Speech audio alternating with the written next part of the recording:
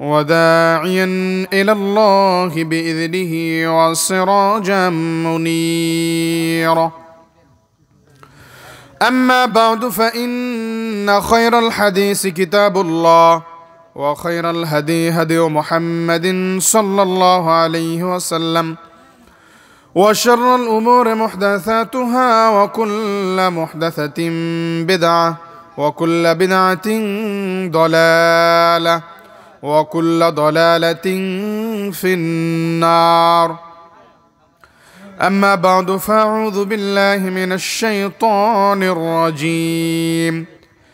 يا أيها الناس اتقوا ربكم الذي خلقكم من نفس واحدة وخلق منها زوجها وبث منهما رجالا كثيرا ونساء واتقوا الله الذي تساءلون به والأرحام إن الله كان عليكم رقيبا. وقال تعالى: يا أيها النبي لستن كأحد من النساء إن اتقيتن فلا تخضعن بالقول وقلن قولا معروفا وقرن في بيوتكن ولا تبرجن تبرج الجاهلية الأولى. قال النبي صلى الله عليه وسلم: صنفان من أهل النار لم أراهما قوم ونساء كاسية عارية ميلات ميلات كأسمة البخت المائلة لا يدخلون الجنة ولا يجدن ريحها وإن ريحها لا يوجد من مسيرة كذا وكذا.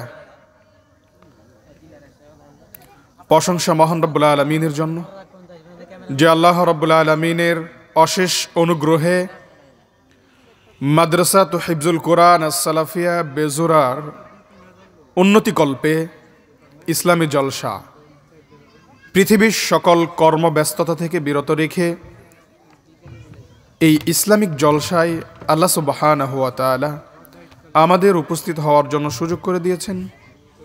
সেই মহান আল্লাহর দরবারে অন্তরস্থল থেকে শুকরিয়া জানাই আলহামদুলিল্লাহ। লাখ কোটি দরুদ ও সালাম বর্ষিত হোক মানবতার কল্যাণকামী মহা বিপ্লবের মহানায়ক, মানবতা মুক্তির দিশারি হযরত মুহাম্মদ সাল্লাল্লাহু আলাইহি ওয়াসাল্লামের উপর।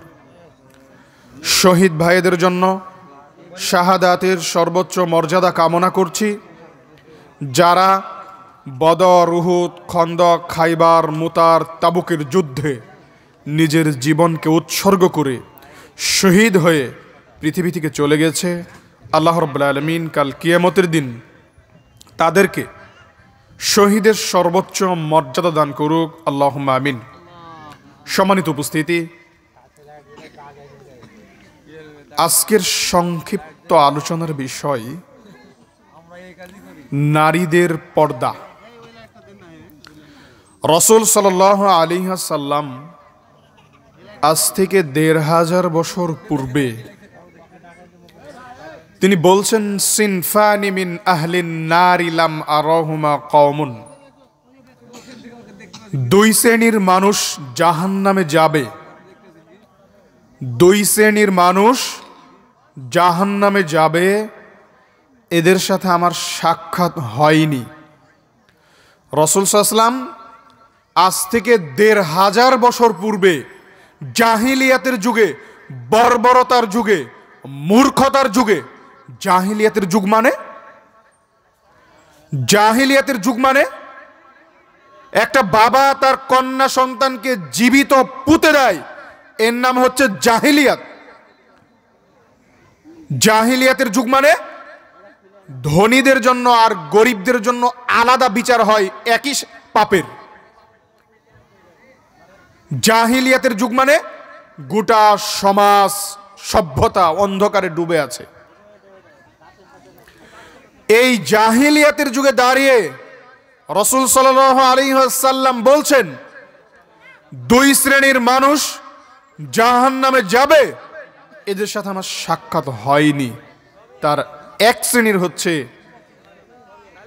যারা অন্যায়ভাবে মানুষকে প্রহার করবে, অন্যায়ভাবে মানুষকে মারবে, আঘাত করবে, তাদের হাতে থাকবে গরুর লেজের মতো লাঠি, একদিক চিকুন আর একদিক মোটা।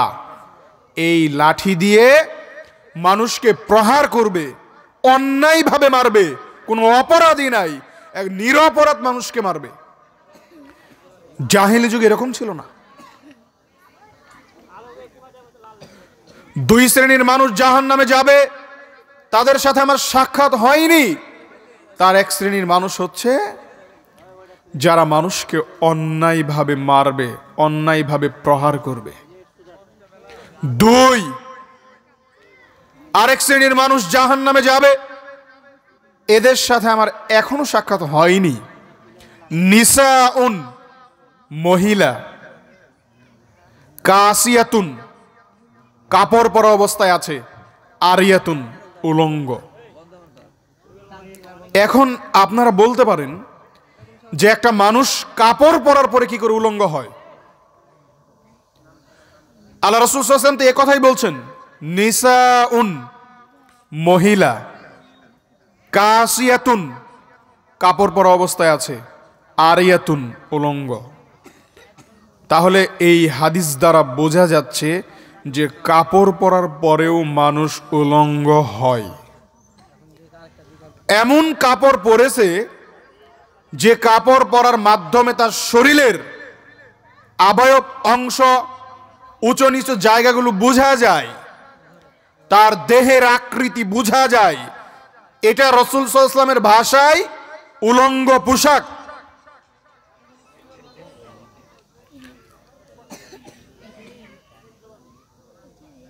নিসাউন, মহিলা, কাসিয়াতুন, কাপড় পরা অবস্থায় আছে, আরিয়াতুন, উলঙ্গ, মাইলাতুন, ময়লাতুন কাসিমাতিল বুখতিল মাইলা, তারা তাদের দিকে পুরুষদেরকে আকৃষ্ট করে কাপড় পরার মাধ্যমে।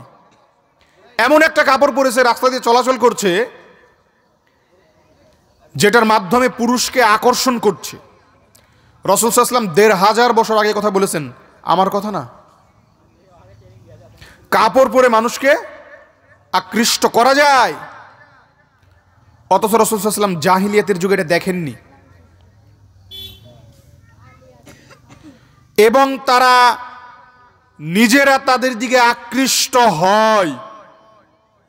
কাসিমাতিল বুখতিল মাইলা, চুলগুলো উঁচু করে খুলে রাস্তায় চলাচল করে। লা ইয়াদখুলুনাল জান্নাহ, এই সমস্ত নারী জান্নাতে যাবে না। রাসূল সাল্লাল্লাহু আলাইহি ওয়াসাল্লাম বলছেন, যারা এই কাজগুলো করে তারা জান্নাতে যাবে না। ওয়ালা ইয়াজিদনা রিহাহা ওয়া ইন্না রিহাহা লা ইউজাদু মিন মাসিরাতিন কাযা ওয়া কাযা, এরা জান্নাতে যাবে না তো যাবেই না, এরা জান্নাতের গন্ধও পাবে না, জান্নাতের সুবাসও পাবে না। অথচ জান্নাতের গন্ধ 1 বছরের রাস্তা দূর থেকে পাওয়া যায়। তাহলে এরা কত পাপী! জান্নাতে যাবে না তো যাবেই না, এরা জান্নাতের গন্ধও পাবে না। সম্মানিত উপস্থিতি, তাহলে আমরা এই অত্র হাদিস থেকে বুঝতে পারলাম 2 শ্রেণীর মানুষ জান্নাতে যাবে না। তার এক, যারা মানুষকে অন্যায়ভাবে প্রহার করবে, মারবে অপরাধ ছাড়াই। 2, যে সমস্ত নারী উলঙ্গ পোশাক পরে রাস্তায় চলাচল করবে, এরা জান্নাতে যাবে না তো যাবেই না, এরা জান্নাতের গন্ধও পাবে না। রাসূল সাল্লাল্লাহু আলাইহি ওয়াসাল্লাম বলেন, ওমান ইত্তাদা বিদাতান দালালা লা ইয়ারদুহুল্লাহু কানা আলাইহি মিনাল ইসমি লা ইয়ানকুযু যালিক মিন আসামিহিম শাইআ। শুধু যে মেয়ের অপরাধ এটাই নয়, রাসূল সাল্লাল্লাহু আলাইহি ওয়াসাল্লাম বলছেন, কোন মানুষ যদি কোনো মানুষকে পাপ কাজের দিকে ডাকে, অতঃপর সে ব্যক্তি যদি সেই পাপ কাজ নাও করে, ওই লোকটাকে আহ্বান করার কারণে যতটুকু পাপী হবে, ওই লোকটা পাপ কাজ করে যতটুকু পাপী হবে, আর ওই লোকটা আহ্বান করার কারণে ততটুকু পাপী হবে। আপনি ভালো মানুষ, আলহামদুলিল্লাহ, হজ করেছেন, দাড়িও পেকে গেছে মাশাল্লাহ, কিন্তু আপনার মেয়ে রাস্তায় চলাচল করছে উলঙ্গ পোশাক পরে, চুল ছেড়ে দিয়ে। আপনি ওই জামা কিনে দিয়েছেন টাকা দিয়ে, আপনি জামা কিনে দিয়েছেন টাকা দিয়ে। আপনার মেয়ে রাস্তাঘাটে চলে যত পাপ হবে, আপনি জামা কিনে দেওয়ার কারণে অতটুকু পাপী হবেন। আপনি আপনার সন্তানকে ইসলাম অনুযায়ী চালাতে পারেননি, পরিচালিত করতে পারেননি। সম্মানিত উপস্থিতি, অথচ আল্লাহ রাব্বুল আলামিনের আদেশ কি ছিল? ইয়া আইয়ুহান নাবিয়্যু লাস্তুন্না কাআহাদিম মিনান নিসা। আল্লাহ রাসূল সাল্লাল্লাহু আলাইহি ওয়াসাল্লামকে আল্লাহ রাব্বুল আলামিন বলছেন, হে নবী, আপনি আপনার পরিবারের স্ত্রী এবং কন্যাদেরকে আদেশ দিন, তারা যেন বাড়ির ভিতরে থাকে, জরুরি প্রয়োজনে যদি বাহিরে যায় তাহলে তারা যেন একবারে মাথা থেকে পা পর্যন্ত আল খাল্লা, হিজাব, পর্দা করে, যাতে করে তার শরীরের অবয়ব না বোঝা যায়, এরকম করে তারা যেন বাড়ির বাহিরে যায়। ওয়ালা তাবাররুজনা তাবাররুজাল জাহিলিয়াতিল উলা, খবরদার, তারা যেন জাহেলি যুগের নারীদের মতো এলাকায় এলাকায়, বাড়িতে বাড়িতে প্রদর্শনী না দিয়ে বেড়ায়। আর আজকে আমাদের সমাজের যে অবস্থা, আমাদের সমাজের যে চিত্র, 1400 বছর আগের অবস্থাকেও হার মানায়। অথচ তখন ছিল ইসলাম নতুন অবস্থায়, আর ইসলামের আসার পর থেকে প্রায় 1500 বছর পার হয়ে গেছে, দিন কমপ্লিট হয়ে গেছে। এরপরেও আজকে আমাদের চলাচলের গতি এমন, আজকে আমাদের চলাচলের পরিস্থিতি এমন, জাহেলি যুগের নীতিকেও হার মানায়। রাসূল সাল্লাল্লাহু আলাইহি ওয়াসাল্লাম বলছেন, 3 শ্রেণীর মানুষের জন্য জান্নাত হারাম। সালাসাতুন কদ হারামাল্লাহু আলাইহিমুল জান্নাহ, মুদবিরুল খামর ওয়া লাকাদ দায়ুস আল্লাযী কিররু ফি আহলিল খবস। 3 শ্রেণীর মানুষ জান্নাতে যাবে না। মুদবিরুল খামর, যারা নিয়মিত বিড়ি, সিগারেট, জর্দা, গুল, আলাপাতা নিয়মিত খায়, এরা জান্নাতে যাবে না, এদের জন্য জান্নাত হারাম। আল্লাহ রাসূল সাল্লাল্লাহু আলাইহি ওয়াসাল্লাম বলছেন, আল্লাহ রাব্বুল আলামিন যে জাতির জন্য যে জিনিস খাওয়া হারাম করেছে, ওই জাতির জন্য ওই জিনিসের ব্যবসাও হারাম করেছে। যে জাতির জন্য যে জিনিস খাওয়া হারাম, ওই জাতির জন্য ওই জিনিসের ব্যবসাও হারাম। সুদ খাওয়া হারাম, সুদের ব্যবসাও হারাম।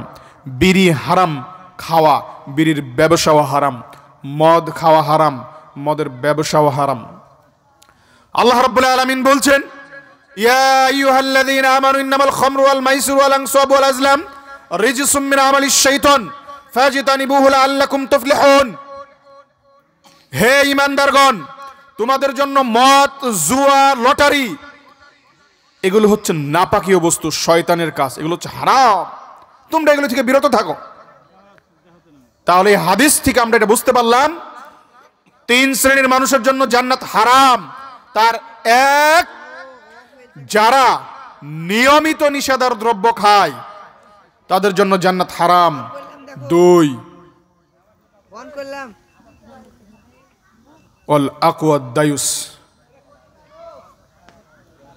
সালাসাতুন কদ হারামাল্লাহু আলাইহিমুল জান্নাহ মুদবিরুল খামর ওয়া লাকাদ দায়ুস, যারা পিতামাতার অবাধ্য সন্তান, যারা পিতামাতার অবাধ্য সন্তান, পিতামাতার কথা শুনতে রাজি না,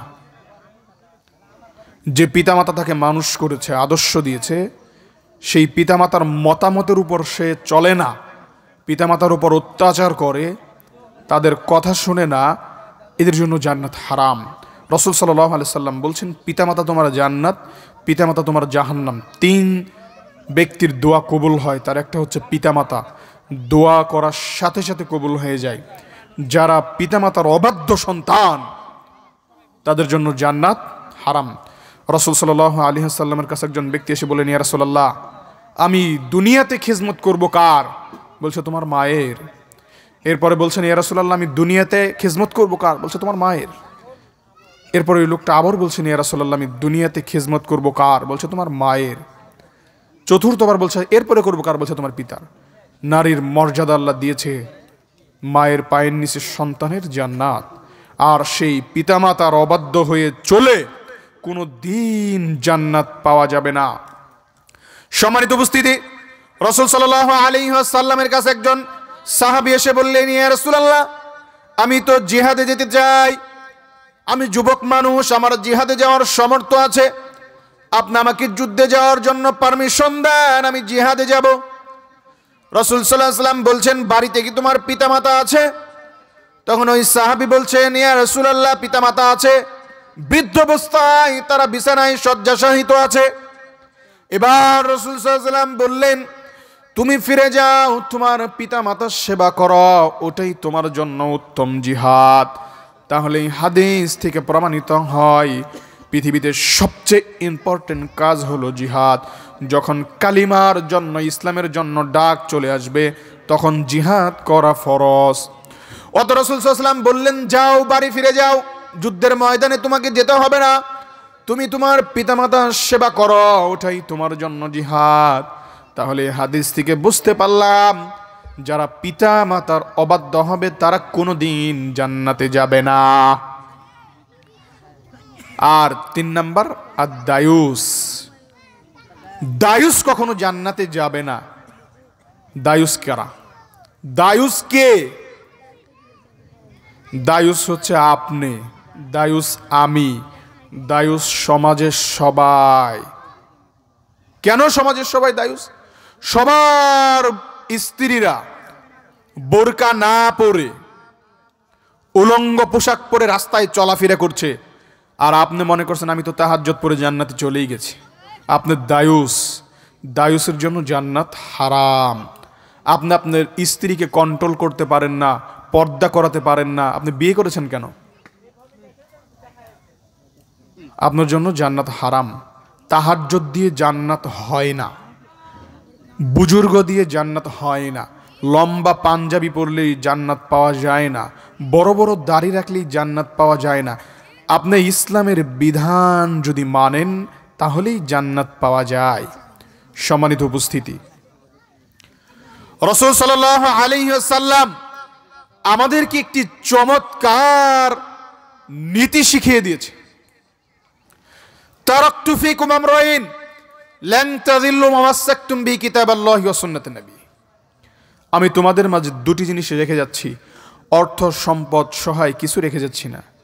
একটি হচ্ছে আল্লাহ রাব্বুল আলামিনের দেওয়া কিতাব আর নবীর দেওয়া সুন্নাত হাদিস। এই দুইটা জিনিস তোমরা যতদিন আঁকড়ে ধরে রাখবে ততদিন তোমরা পথভ্রষ্ট হবে না, ততদিন তোমরা লাঞ্ছিত হবে না, অপমানিত হবে না। আমরা বলি 90% মুসলমানের দেশ, 90% মুসলমানের দেশে 98% মানুষ নামাজ পড়ে না। মসজিদে আজান হয়, মসজিদে আজান হয়, আজান হওয়ার পরেও চাষটলগুলোতে দেখা যায় মানুষ বসে বসে ডান হাতে চা আর বাম হাতে সিগারেট টানছে। যায় না, ডান হাতে চা আর বাম হাতে সিগারেট, এক চুমুক চা আর এক চুমুক সিগারেট টান দিচ্ছে। আজান হচ্ছে, জামাত হচ্ছে, মসজিদে যাচ্ছে না, এরপরেও বলছে আমি তো মুসলিম। অথচ ওই লোকটা যদি জানতো মুসলিম শব্দের অর্থ কি, ওই লোকটা যদি বুঝতো মুসলিম শব্দের অর্থ কি, নিজের ইচ্ছাকে আল্লাহর কাছে আত্মসমর্পণ করা, ওই লোকটা কখনোই আজান হওয়ার পরে সে বসে থাকতে পারতো না।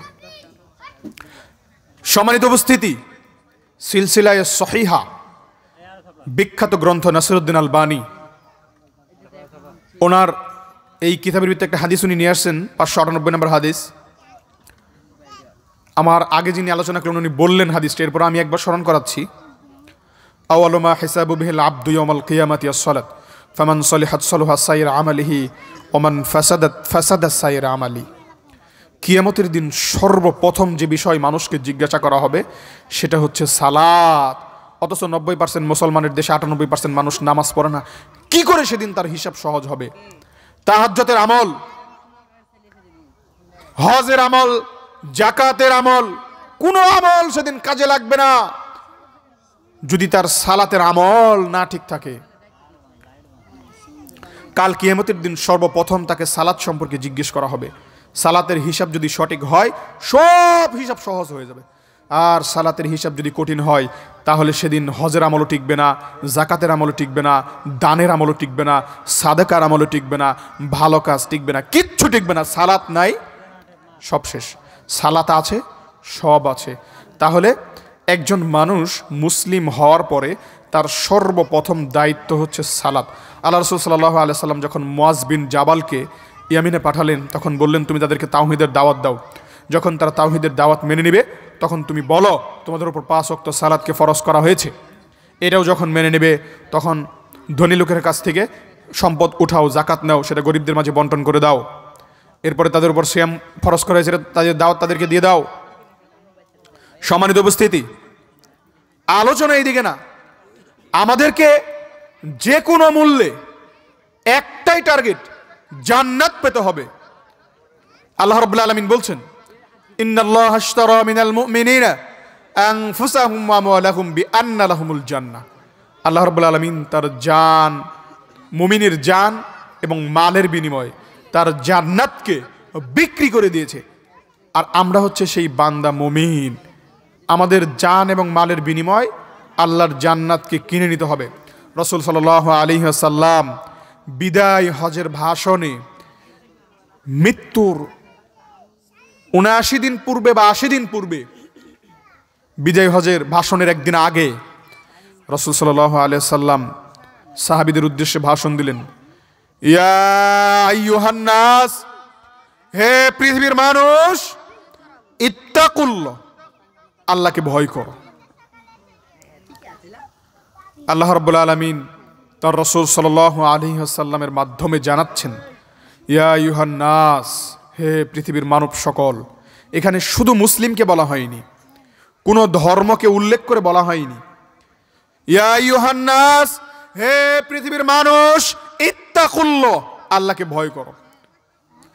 ওয়া সাল্লু খামসাকুম, 5 ওয়াক্ত সালাত আদায় করো। জীবনের যে কোনো মুহূর্তে, যে কোনো পরিস্থিতিতে 5 ওয়াক্ত সালাত আদায় করো। যতই বিপদে থাকো 5 ওয়াক্ত সালাত আদায় করো। ওয়াসুমু শাহরাকুম, রমজানের ফরজ সিয়াম পালন করো। ওয়াবদু যাকাত আমওয়ালিকুম, তোমরা তোমাদের মালের যাকাত আদায় করো। যে সম্পদ আল্লাহ তোমাকে দিয়েছে, যে অর্থ আল্লাহ তোমাকে দিয়েছে, সেই মালের যাকাত আদায় করো। ওয়াতিউযা আমরিকুম, তোমরা তোমাদের আমির বা শাসকের আনুগত্য করো যদি সে আমির তোমাদেরকে কোরআন এবং সহিহ হাদিস দিয়ে পরিচালিত করে। সেই আমিরের আনুগত্য করো যে আমির তোমাদেরকে কোরআন এবং হাদিস দিয়ে বলে। ততক্ষণ পর্যন্ত আমিরের আনুগত্য করো যতক্ষণ তোমাদেরকে কোরআন এবং হাদিস অনুযায়ী পরিচালিত করে। বাইরে যদি পরিচালিত করে সেই আমির বা নেতার আনুগত্য করার দরকার নাই। তাহলে 1 নাম্বার, ওয়াসাল্লু খামসাকুম, 5 ওয়াক্ত সালাত আদায় করো। 2 আসুমু শাহরাকুম, রমজানের সিয়াম পালন করো। 3 ওয়াবদু যাকাত আমওয়ালিকুম, তোমরা তোমাদের মালের যাকাত আদায় করো। ওয়াতিউযা আমরিকুম, তোমরা তোমাদের আমিরের আনুগত্য করো। এই 5টি কাজ যে করবে, আল্লাহর রাসূল সাল্লাল্লাহু আলাইহি ওয়াসাল্লাম বলছেন, উদখুলুল জান্নাতা রাব্বিকুম, তোমরা তোমাদের প্রতিপালকের জান্নাতে প্রবেশ করো। সম্মানিত উপস্থিতি, রাসূল সাল্লাল্লাহু আলাইহি ওয়াসাল্লামের এই বিদায় হজের ভাষণ, রাসূল সাল্লাল্লাহু আলাইহি ওয়াসাল্লামের এই বিদায় হজের ভাষণে একটি চমৎকার বাণী রাসূল সাল্লাল্লাহু আলাইহি ওয়াসাল্লাম দিয়েছেন। কোনো মানুষ যদি এই কাজগুলো ফলো করে তাহলে সে জান্নাতে চলে যাবে। আল্লাহ রাসূল সাল্লাল্লাহু আলাইহি ওয়াসাল্লামের কাছে একজন সাহাবী এসে বললেন, ইয়া রাসূলুল্লাহ, আপনি আমাকে এমন কিছু আমলের কথা বলেন যে আমল করলে আমি জান্নাতে যাব। রাসূল সাল্লাল্লাহু আলাইহি ওয়াসাল্লামকে বললেন, আল্লাহ রাসূল, আপনি আমাকে এমন আমলের কথা বলেন যে আমল করলে আমি জান্নাতে যাব। তখন রাসূল সাল্লাল্লাহু আলাইহি ওয়াসাল্লাম বলছেন, তুমি 5 ওয়াক্ত সালাত আদায় করো, রমজানের ফরজ সিয়াম পালন করো, অর্থ সম্পদ থাকলে যাকাত দাও। তখন ওই লোকটা বলছে, ইয়া রাসূলুল্লাহ, আপনি আমাকে যা বললেন, যে আদেশ দিলেন, এটার কমও করব না, বেশিও করব না। ওই লোকটা চলে যাচ্ছে।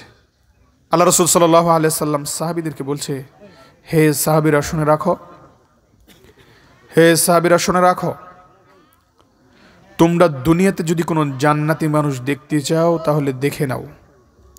এই লোকটা আমার সাথে যে ওয়াদা করলো, তাকে যে আদেশগুলো করেছি সেগুলো সে পালন যদি করে তাহলে এই লোকটা জান্নাতে যাবে। সুবহানাল্লাহ। সম্মানিত উপস্থিতি, সময় সংক্ষেপ, শেষ হয়ে গেছে, আজান হবে। তো আমি যতটুকু কথা বললাম এলোপাতারিভাবে, আল্লাহ রাব্বুল আলামিনের বিধান অনুযায়ী আমরা আমাদের পারিবারিক জীবন, সামাজিক জীবন, রাষ্ট্রীয় জীবন যেন আল্লাহ রাব্বুল আলামিনের হাদিস অনুযায়ী করতে পারি, রাসূল সাল্লাল্লাহু আলাইহি ওয়াসাল্লামের আদর্শ অনুযায়ী আমরা যেন চলতে পারি। আল্লাহ রাব্বুল আলামিন আমাদেরকে তৌফিক দান করুন, আমিন। আসসালামু আলাইকুম ওয়া রাহমাতুল্লাহি ওয়া বারাকাতুহু।